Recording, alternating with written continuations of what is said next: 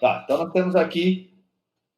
O tema de hoje é como usar essa coisa, então. A gente falou o tempo inteiro sobre... A gente mostrou os cases, vocês já viram o case. Eu estou tentando, de alguma forma, explicar, mas como para algumas pessoas falta esse entendimento que eu vou dar agora, talvez a gente não consiga entender tão bem. Então, nós vamos destrinchar agora todos os princípios, todo o processo de pensamento, e aí depois, se vocês quiserem, volte e olhe os cases de novo. Os cases vão estar liberados lá no nosso grupo, lá do workshop, está lá os cases.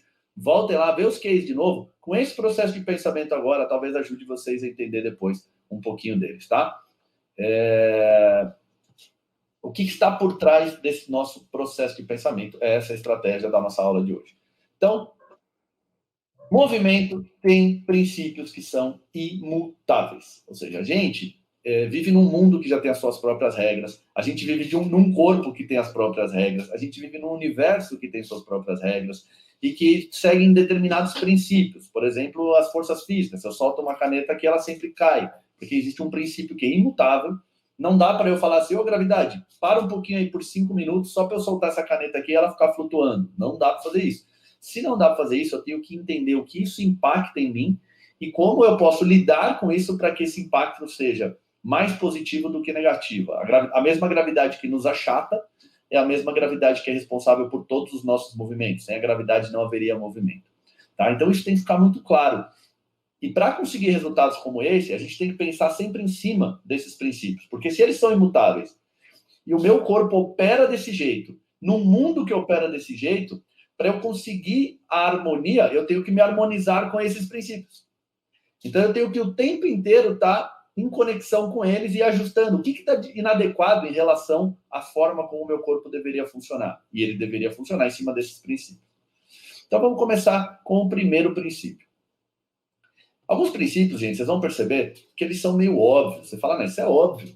A maioria das coisas que a gente vai mostrar aqui são extremamente óbvias. E eu costumo dizer que o segredo de tudo está sempre nas coisas óbvias. O problema é que a gente esquece das coisas óbvias. Eu até brinco, né? Que normalmente a resposta está na frente do nosso nariz aqui. Só que a gente está tão procurando coisas em outro lugar que não está enxergando na frente do nosso nariz. E muitas vezes a gente vai entender claramente o princípio. Assim, cara, isso aí entendi, não discuto, não tenho dúvidas disso. Mas na hora de fazer a atuação prática, a gente deixa de lado. Vou mostrar isso várias vezes ao longo do tempo, tá? Então esse é o primeiro princípio, eu gosto muito de começar por ele, porque ele é a base de tudo. Se a gente for pensar em ciência tridimensional, o princípio da tridimensionalidade vem depois desse. Esse vem antes.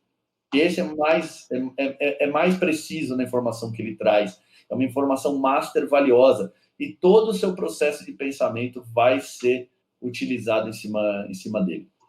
O que esse princípio diz? O princípio da singularidade. O princípio da singularidade vai dizer que todos os seres humanos são únicos. Não há um ser humano diferente na face da Terra. Todos os seres humanos são únicos. E se eles são únicos, eles estão me dando uma informação... Aliás, desculpa, eu falei que não há um ser humano diferente, na verdade. Não há um ser humano igual na face da Terra. Nós estamos falando de 8 bilhões quase de seres humanos e não tem uma figurinha repetida. Lembra que eu falei que era 1 bilhão para vocês ontem? Se você tivesse ganho 5 mil reais por dia desde que o Brasil foi descoberto, você teria 1 bilhão de reais hoje. 5 mil por dia, desde 1500. 22 de abril de 1500. Para chegar a 8 bilhões, você tem que multiplicar esse número por 8. Então, você teria que ter ganho 40 mil reais por dia desde que o Brasil foi descoberto para ter esse dinheiro na tua conta. 8 bilhões de reais. Tem gente no país que tem 108 bilhões, mas deixa essa conta para depois. Pensando dessa forma, isso quer dizer alguma coisa para a gente. Se na humanidade inteira, e se olhar para trás, na história da humanidade, vamos falar, sei lá, de 100 bilhões de pessoas, não sei quantos bilhões de pessoas já pisaram no solo da humanidade, nenhuma foi repetida. Então, isso é uma informação que é extremamente preciosa. Aí você vai falar, tá bom, Samuel, já entendi, isso é extremamente precioso, para quê? Isso é claro, isso é óbvio e foda-se. Então, não é exatamente assim. Isso vai dizer para a gente que se eu quiser um processo de pensamento que vai funcionar para todo mundo, uma metodologia que vai funcionar para todo mundo, copiar o que funcionou em um em outro, eu estou desprezando esse princípio. Então, toda vez que eu falo para você, que eu mostro as coisas que eu faço, a primeira coisa que eu falo lá no curso é assim, não copie o que eu fiz. Tente entender o meu processo de pensamento. o que eu pensei, porque aí você consegue transferir esse processo de pensamento à pessoa única que vai estar ali e fazer os ajustes necessários a ela. Se você copiar o exercício, não funciona. Se você pegar uma outra pessoa com a mesma dor no mesmo lugar e fizer aquele mesmo exercício, pode ser que não funcione, porque as pessoas são diferentes. Então, esse princípio vai dizer para mim que os protocolos estão fadados ao fracasso. Porque o que é um protocolo? O protocolo é que nem uma fórmula matemática. Por exemplo, a forma da...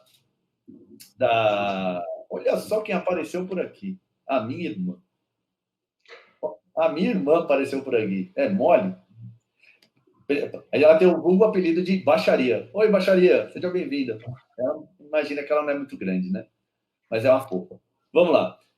Se a gente pensar que o ser humano é único, não dá para ter protocolos. E o que seriam protocolos? Protocolos são fórmulas exatas, aquelas que tem na matemática. Se a gente for pensar como que eu calculo uma hipotenusa, aí tem aquela fórmula lá, x ao quadrado mais y ao quadrado é igual a z ao quadrado, ou a ao quadrado mais b ao quadrado é igual a c ao quadrado, que diz que a hipotenusa ao quadrado é igual à soma dos quadrados dos catetos, que seria, o que é a hipotenusa? Nós temos o triângulo assim, né? Então, a hipotenusa é sempre o lado maior do triângulo, tá? A reta que está maior aqui, ó. Esses outros dois a gente chama de catetos. Se eu levar esse ao quadrado e esse ao quadrado, sempre vai dar o valor desse ao quadrado. Sempre. Não importa de qual triângulo você esteja falando. Um triângulo com 1 metro por 2 metros e a hipotenusa, sei lá quanto que ela vai dar, com de 1 centímetro por 2 centímetros por 3 centímetros, não importa. Isso é uma fórmula. Isso sempre dá certo. Na nossa área não vai dar. Porque a nossa área não tem. Isso significa que esses elementos têm que ser sempre constantes. Ou seja, toda vez que eu colocar vai ser constante. Só que a gente tem uma fórmula na nossa atuação que o elemento pessoa é inconstante. Ele é sempre único, ele é sempre novo. Então não adianta eu querer aplicar metodologias melhor do mundo em cima de todas as pessoas que não funcionam. Então a gente vê muito curso aí na internet de gente vendendo, faz isso, depois isso que dá certo. E não dá. Faça essa avaliação com esses 7 movimentos que vai dar certo. E não dá. Faz essa avaliação assim com essas 6 cadeias aqui e vai dar certo. Não dá. Porque tem que ter um olhar por trás de tudo isso daí. E o olhar passa por, peraí, cada ser aqui é único, cada abordagem tem que ser única da mesma forma. Quer completar alguma coisa, Jonas?